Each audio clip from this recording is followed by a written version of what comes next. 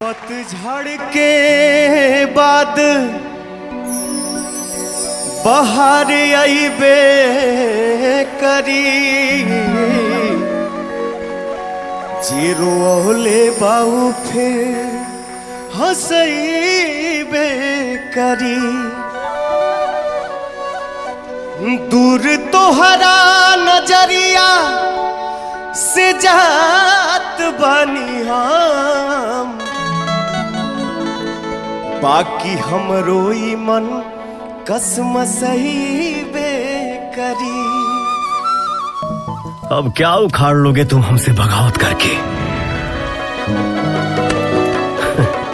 हम तो बर्बाद हो चुके हैं तुमसे मोहब्बत करके।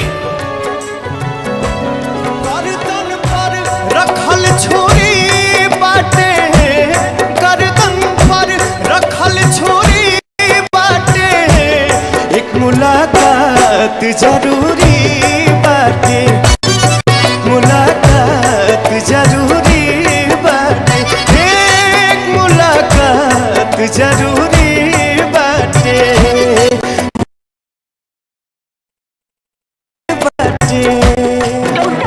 हम किसी दूसरे की अमानत है।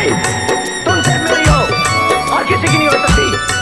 हम दोनों के बीच अगर कोई आया तो समझो वो मर गया।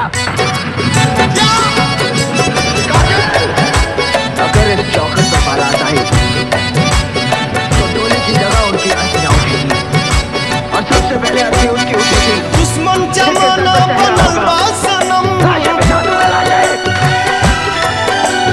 गर्दन में फंदा कसल बा सनम, बनल बाटे जान पे दीवाना दिल आन पे, ई प्यार वाली बात पे मरब आज सान पे, मरब आज सान पे।